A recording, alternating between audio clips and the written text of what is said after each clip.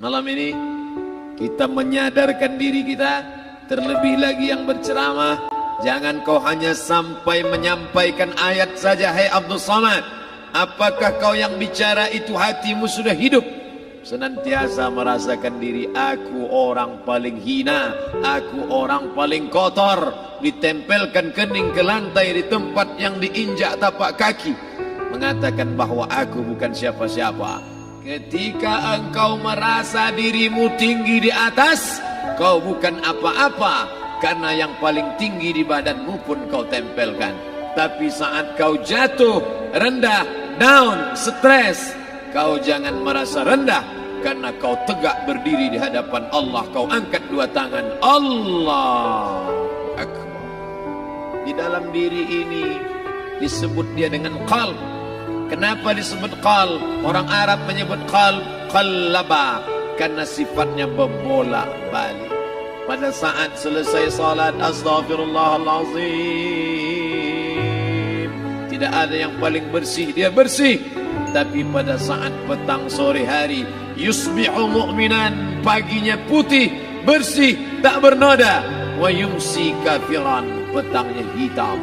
Makanya dari pagi dibersihkan. Solat subuh bersih, solat zuhur bersih, condong matahari solat asar bersih, tenggelam matahari solat maghrib bersih, sempurna gelap malam solat isya bersih, tengah malam bangun tahajud munajat, di tengah malam orang tertidur. Wa tusalli bil laili wan nasu niyam, engkau tegak di waktu malam di saat orang semua sedang tenggelam dalam lelap tidur panjang, tapi engkau menangis meratap mengenang dosa begitu banyak. Sab'atun yuzilluhumullah, di antara 7 yang mendapatkan naungan Allah. Yauma la zilla illa zilluh, hari itu tak ada naungan kecuali naungan Allah. Di antara yang mendapatkan naungan itu adalah rajulun zakarallah, orang yang berzikir, munajat, muhasabah diri di tengah malam, sunyi, sepi, fafadat ainahu, menetes air matanya. Berapa banyak sudah harta dititipkan Allah, satu pun tak dipakai. Umur diberikan Allah 40, 60, 70. Berapa yang kupakai untuk menolong agama Allah? Berapa yang kupakai untuk mengingat Allah? Mata, tangan, telinga, kaki akan diminta tanggung jawab di hadapan Allah. Al-yawma nakhtimu ala afwahihim, mulut terkunci. Wa tukallimuna aydihim, tangan akan bicara. Wa tashhadu arjuluhum, kaki akan bersaksi di hadapan Allah. Siapa yang bisa menolong waktu itu? Kalau pernah tangan ini saat punya kekuasaan, satu coretan tanda tangan bisa mempermudah urusan masjid. Sebutir kekuasaan yang dititipkan Allah bisa dipakai menolong agama Allah. Itulah yang akan menolong di hadapan Allah. Tanah, rumah, kendaraan, semua akan tinggal menjadi harta warisan. Lalu yang kita bawa mati apa? Dulu dibangga-banggakan, dihormati, dimuliakan. Yang kami muliakan al-mukarram, al-ustad. Tapi pada saat tiba masanya, yang kita bawa tak lain tak bukan innallaha la yanzuru ila ajsamikum. Allah tak menengok badan, fisik, bentuk tubuh, baju. Ini sampulnya saja. Wala ila suwarikum, Allah tak menengok rupa, wajah. Walakin yanzuru ila qulub, hati kamu yang bersih itulah yang kau bawa menghadap Allah Subhanahu wa taala. Yauma la yanfa'u malun, harta tak berguna. Wala banun, anak tak bisa menolong. Harta tak berguna, anak tak mampu menolong. Illa man atallah, kecuali orang yang datang menghadap Allah biqalbin salim, dengan hati yang bersih, hati yang tulus, hati yang memercikkan cahaya iman, hati yang bersih dari hasad, busuk hati, sum'ah, riya, takabbur. Itulah yang menolong di hadapan Allah Subhanahu wa taala. Apa kata Allah? Kalla bal rana, ada satu titik hitam, ala qulubihim, ada satu titik hitam di dalam hati mereka. Ketika satu titik dibiarkan berubah menjadi 2 titik, 2 titik dibiarkan berubah menjadi 3 titik, 5 titik, 10, 100, 1000, maka dia pun menjadi hitam semuanya. Ketika hati sudah hitam, maka itulah azab di atas azab. Khatamallahu ala qulubihim. Setelah hati menghitam, terkunci, menular ke telinga. Wa ala sam'ihim. Setelah telinga, wa ala absarihim ghishawah. Padahal 3 itulah nanti yang akan ditanya di hadapan Allah. Inna sam'a wal basar wal fuad.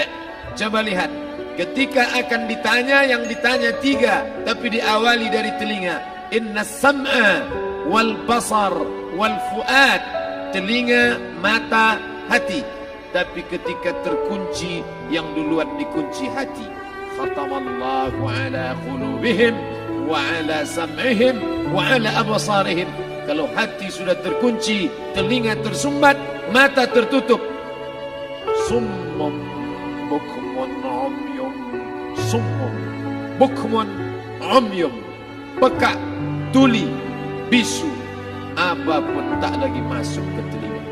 Begitu besok pagi pintu kamar tak bisa diketuk, istri bolak-balik membangunkan tak terjaga, dipegang pipi sudah sejuk macam es batu, tanda jantung tak lagi berdetak.